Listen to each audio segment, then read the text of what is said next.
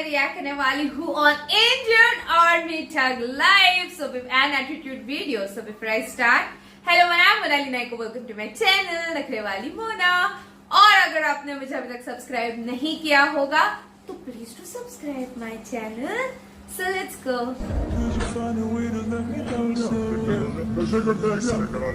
आज तो गाड़ी उड़ाई तो कंप्लीट खड़े खड़े कौन लोग है ये? सीरियसली यार, अनएजुकेटेड लग रहे थे उस शुरुआत के लोग, या पापा के पैसों पे उड़ने वाले लोग। अब तो लड़की को सुरक्षित निकाल हर जगह वो हमारी सुरक्षा कर रहे हैं। What the hell? महाराज जी, बॉर्डर पर आए दिन हमारे सैनिक दुश्मनों का सामना करते हैं। ऐसे में आए दिन हमारे कई जवान शहीद हो रहे हैं। क्या शहीद हुए जवान अपनी आयु पूरी होने पर शरीर छोड़ते हैं या फिर ये अकाल मृत्यु है? नहीं, ये अकाल मृत्यु नहीं, ये जीवन की आहुति है। रण यज्ञ में जीवन की आहुति, इनको बिना किसी अन्य सपोर्ट के वो सुख मिलेगा जो बड़े बड़े देवताओं को प्राप्त होता है। भगवान के वचन, युद्ध कर, जीतेगा तो भूमि का राज मिलेगा, अगर मरेगा तो स्वर्ग का राज मिलेगा। ये कोई साधारण पुरुष नहीं है जो राष्ट्र सेवा के लिए इस रणभूमि में, रण यज्ञ में अपने प्राणों की आहुति देते हैं। ये हमारे पूरे भारत और विश्व के लिए सम्माननीय। इनका ये अकाल मृत्यु नहीं है, नहीं नहीं नहीं, ये प्राणों की आहुति है अपने देश रक्षा के लिए। इनको प्रणाम करते हैं, मन से प्रणाम करते हैं। सही में आज मैं आपको जज्बे की उस कहानी को सुनाऊंगा जो Indian paratroopers special force unit का हिस्सा बनने के लिए चाहिए होता है। उसके हर स्क्वाड में 6 सोल्जर होते हैं। किसी भी ऑपरेशन में इन्वॉल्व होने से पहले 6 सैनिक दल को 3 जोड़ियों में बांट दिया जाता है, जहां 2 जोड़ियों को ही बडीज कहते हैं। और ये बडीज की जोड़ियां ऐसे नहीं बन जाती है, इसके लिए इनको एक बहुत ही कठिन ट्रेनिंग से गुजरना होता है, जिसे कॉन्फिडेंस फायरिंग टेस्ट कहते हैं। तो आइए जानते हैं कि आखिर ये कॉन्फिडेंस फायरिंग टेस्ट क्या है और ये पैरा एसएफ के लिए खास क्यों है। एक पैरा एसएफ सारी टेक्निक और स्किल्स बडी सिस्टम के इर्द गिर्द घूमती है, क्योंकि एक बडी ही पैरा एसएफ के लिए सब कुछ होता है। वो उसके लिए अपनी जान दे भी सकता है और उसके लिए किसी की जान ले भी सकता है। खतरनाक मिशन के लिए अचूक निशानेबाजी और अपने साथी में जबरदस्त भरोसे की जरूरत होती है, और उसे परखने के लिए कॉन्फिडेंस फायरिंग से बेहतर कुछ नहीं है। इस टेस्ट में टारगेट एक दूसरे साथी के सिर से मात्र 45 सेंटीमीटर की दूरी पर होता है, और इस टेस्ट में एक साथी दूसरे साथी के पास लगे टारगेट पर 20 मीटर दूरी से असली गोलियों से निशाना लगाता है। अगर निशाना चूका तो इसमें दूसरे साथी की जान जोखिम में भी पड़ सकती है। ट्रेनिंग एक साथी का दूसरे साथी पे भरोसा बढ़ाने का सबसे अचूक तरीका है। माँ कसम।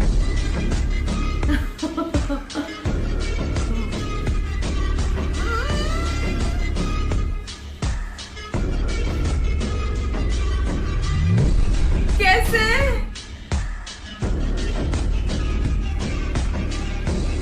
इंडिया और चाइना की आपस में लगती है। सवाल मेरा ये है कि अगर इन फ्यूचर इन दोनों में जंग हो तो आपको क्या लगता है कौन सा मुल्क जो है ना वो बाजी लेके जाएगा?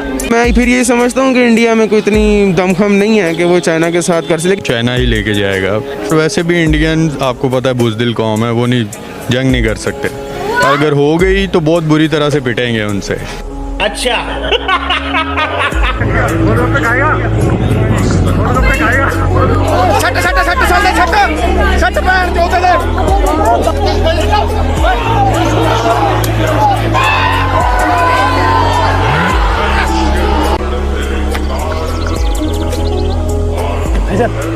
भाईजान, तेरे बाप को मार दिया कोई,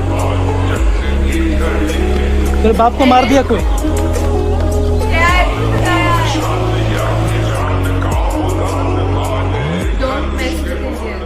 क्या आपने कभी नोटिस किया है कि इंडियन आर्मी, इंडियन नेवी और इंडियन एयरफोर्स के ऑफिसर्स का सैल्यूट स्टाइल डिफरेंट क्यों होता है? आइए दोस्तों, इसका रीजन मैं आपको बताता हूँ। सबसे पहले इंडियन आर्मी। दोस्तों, इनका सैल्यूट का स्टाइल कुछ ऐसा होता है, ये अपनी उंगलियों को मिलाकर और हथेली को सामने की तरफ करके सैल्यूट करते हैं, जिसका मतलब होता है कि ये निहत्थे हैं और इनके पास कोई भी हथियार नहीं है, जिससे ये जाहिर होता है कि इनका कोई भी गलत इरादा नहीं है। Number 2, Indian navy. इनका सैल्यूट करने का स्टाइल कुछ इस तरह होता है, ये अपनी हथेली को जमीन की तरफ रखते हैं, जिसका रीजन होता है अपने हाथों को छुपाना, क्योंकि इनके हाथ नाव पर ऑयल और ग्रीस में काम करने से गंदे रहते हैं। Number 3, Indian air force. मार्च 2006 में एयरफोर्स ने न्यू सैल्यूट को इशू किया, जिसमें अपनी हथेली को 45 डिग्री पर जमीन की तरफ झुकाकर रखते हैं, जो कि आसमान की ओर चल रही उनकी प्रगति को दर्शाता है। इंडियन फोर्सेस को दिल से शुक्रिया करने के लिए इस वीडियो को लाइक कर दीजिए, और ऐसी इंटरेस्टिंग वीडियोस के लिए हमारा चैनल फैक्ट्स माइंड को सब्सक्राइब करें।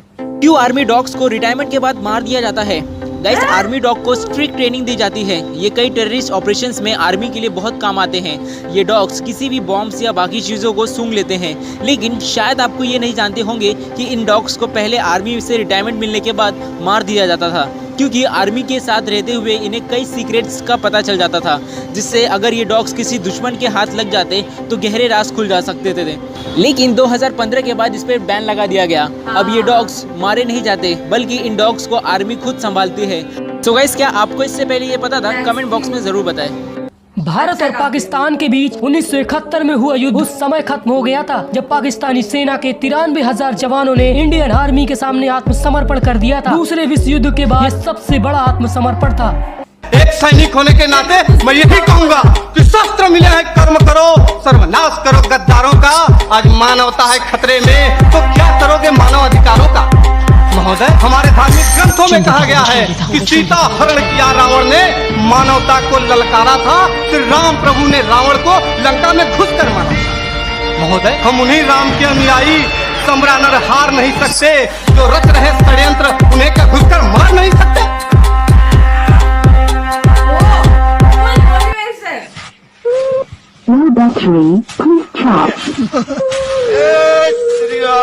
लो यार बाबा, इसमें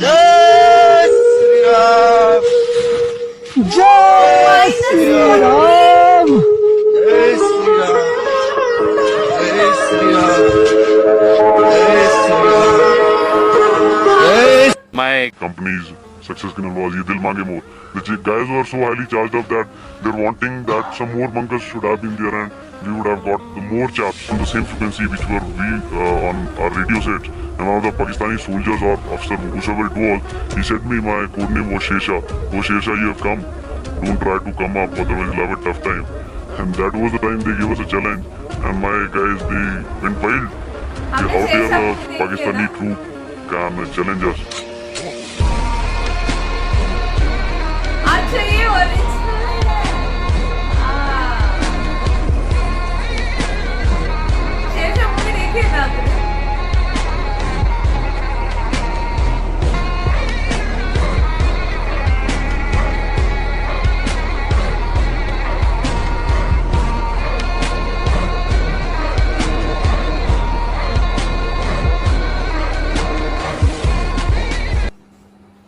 अच्छा, मैं एक चीज बोलना चाहती हूँ। देयर इज अ पाकिस्तानी गाय जिसका शायद प्रोफाइल पिक्चर पाकिस्तानी फ्लैग ही है, जो मेरे कमेंट सेक्शन में मोस्ट ऑफ द टाइम होता है, आपने देखा होगा।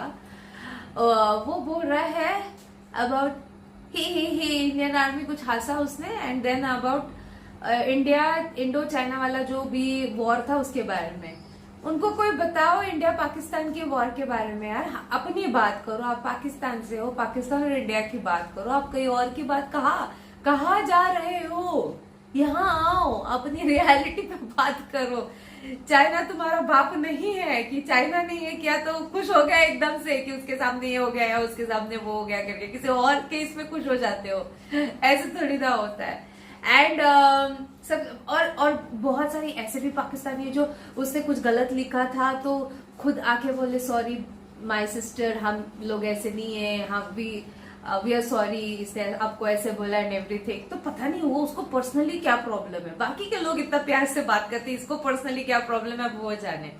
Okay, anyways, there was a speech वाला जो प्रभु श्री राम के ऊपर स्पीच दिया था, उसने इतना मोटिवेशन के साथ भरे। Like imagine attending that event, क्या बोलूं मैं उसको, जहाँ पे वो एक मोटिवेशन बता रहे हैं।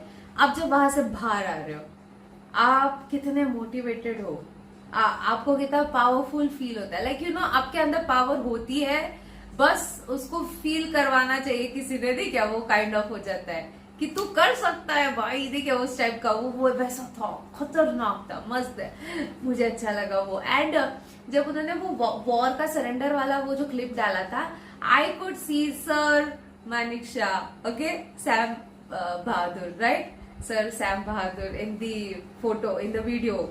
तो जिस तरीके से विक्की कौशल ने पोर्ट्रे किया, लिटरली इतना मस्त है ना, वो ओरिजिनल है वो फोटो, बट विक्की कौशल को देख देख के फिर उनके भी चेहरे मेरे दिमाग में बोलते ना छप गया, ऐसा हो गया। तो यह मेरा रिएक्शन। आपको और भी ऐसे वीडियोस देखना चाहते हो तो इस वीडियो को प्लीज जितना हो सके लाइक करो, कमेंट करो, शेयर करो गाइस। हो सके तो सुपर थैंक्स भी देना, मेरे चैनल के ग्रोथ के लिए हेल्प हो जाती है। बाकी परत मिळालेचा बाय।